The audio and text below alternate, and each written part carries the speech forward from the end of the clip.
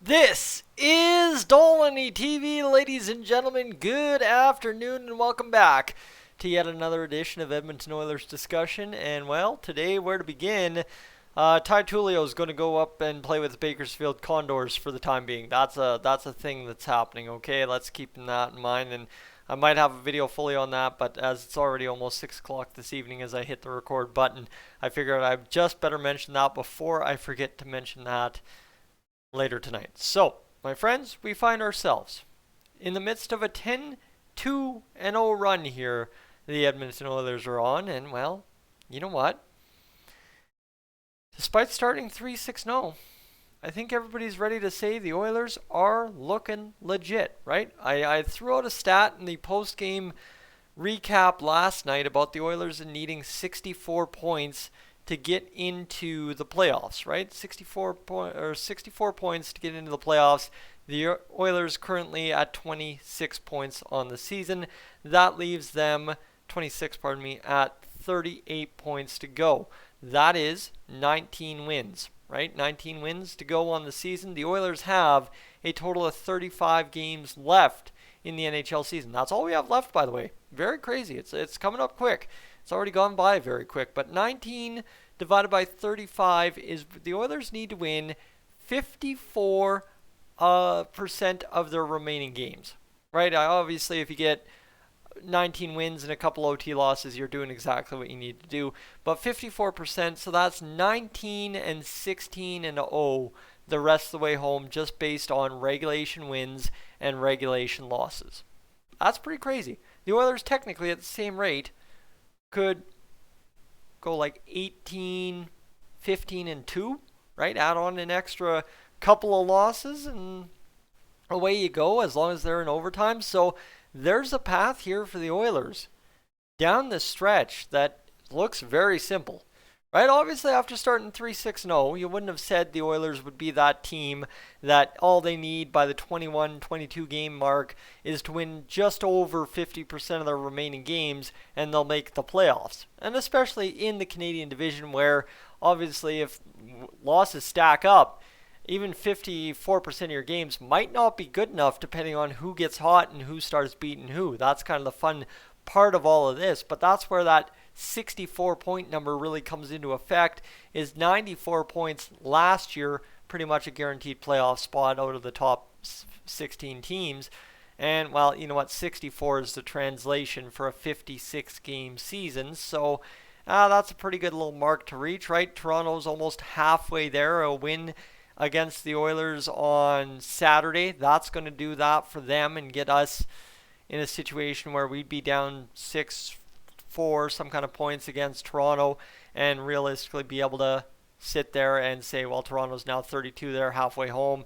The Oilers, if we win against Vancouver, lose against Toronto, we're just about halfway home, and we're less than halfway through the games that we need to play to wrap up this season. So that's where this gets really fun. But I guess to look at a schedule oddity is the fact that the Leafs are off from now until Saturday. They will not play again until Saturday after losing on Monday against the Flames 3-0. So the Oilers are the next opponent for the Toronto Maple Leafs. The Oilers have Vancouver one more time tomorrow and then go into a Saturday night game against the Toronto Maple Leafs, which gets us a potentially close situation with Toronto. Should we win both games, I guess the Vancouver game not so much in regulation, but win Vancouver no matter what, and then go win against Toronto in regulation, the Oilers, with 23 games played, as opposed to the Leafs' 21 games, could be tied for first place in the Scotia North Division based on points.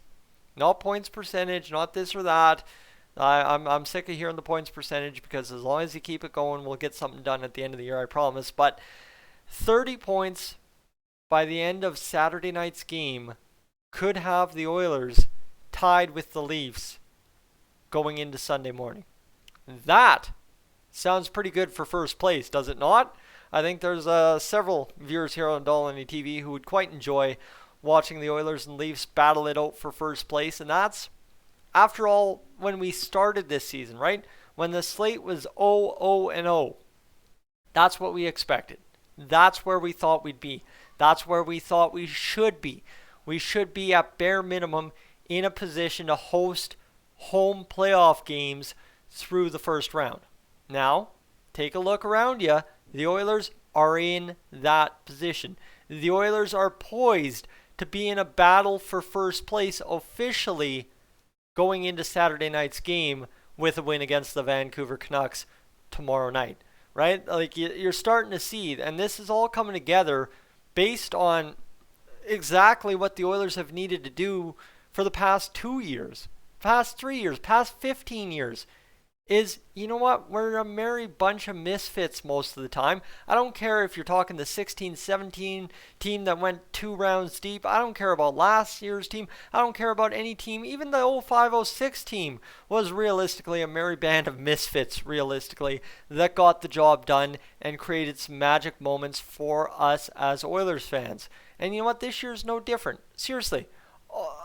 Ask somebody in Florida. Ask somebody that's a Tampa fan. Ask somebody that's a Dallas fan. Ask somebody that's out there in Boston to name 5 of the guys either in the bottom 2 lines or on the taxi squad for the Oilers.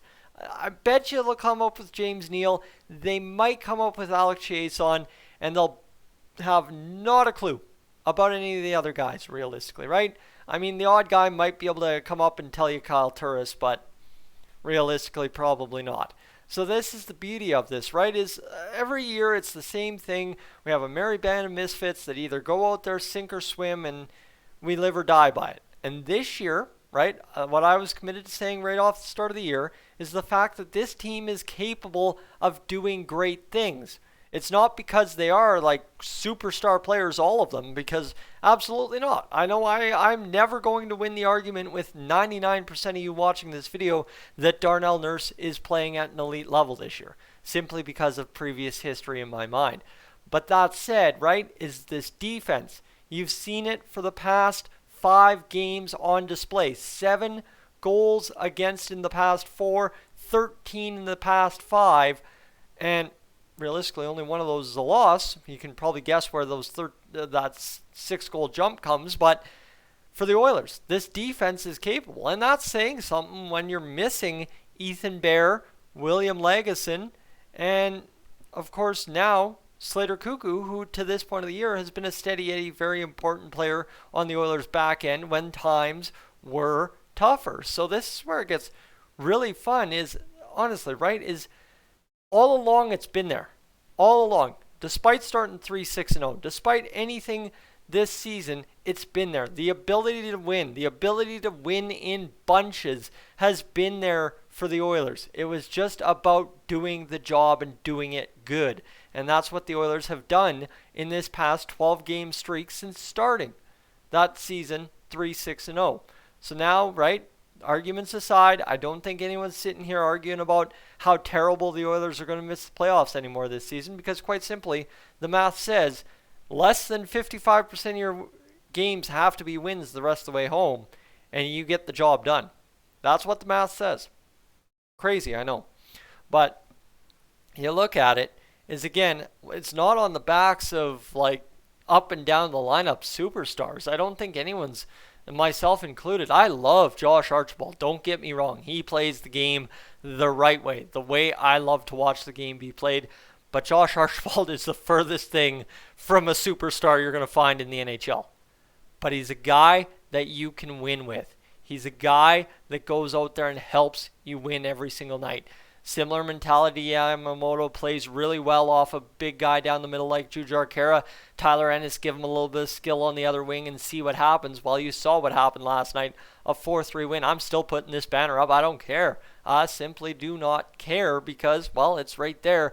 The proof is in the pudding. We were down 3-0 15 minutes into that game last night, and the Oilers come out and stomp the Canucks the rest of the way home in the next 45 minutes of a hockey game and take a 4-3 win in style. So, right, it's just at that point of the season where, you know what, we've turned that corner and now it's about kind of just enjoying it. I think that's what I'm trying to say, is just sit here and soak it in, because simply said, it feels good, despite how things started, to be on a track that I think a lot of people were really questioning if the Oilers could possibly even be on this season, and that being a playoff team hosting playoff games in the first round. Now, I'm not going to sit here, right? I've been skewered enough times about saying we're going to finish first in the Scotia North, and I'm not about to curse it, like I said, after breaking it down, going into what's going to be a Thursday, Saturday pivotal time swing in the Oilers' schedule, in which they could either go pretty much sit down in third, or they could be tied for first at the end of Saturday night's game against the Leafs. But this is just a fun moment to soak in and enjoy. Last night was a huge statement for us as Oilers fans, right? From our team, we got a statement that we have needed for a long while, and we enjoyed the heck out of it. And now we go, thanks to that statement, right? 2 points in comeback fashion, down 3-0, 15 minutes into a hockey game. Now we get a chance to go into the next 2 games and lay claim to a stake of first place with the Toronto Maple Leafs by the end of Saturday. Sit back, enjoy it. It's a good night to be an Oilers fan. Ladies and gentlemen, I'm Tyson. This is Dolynny TV.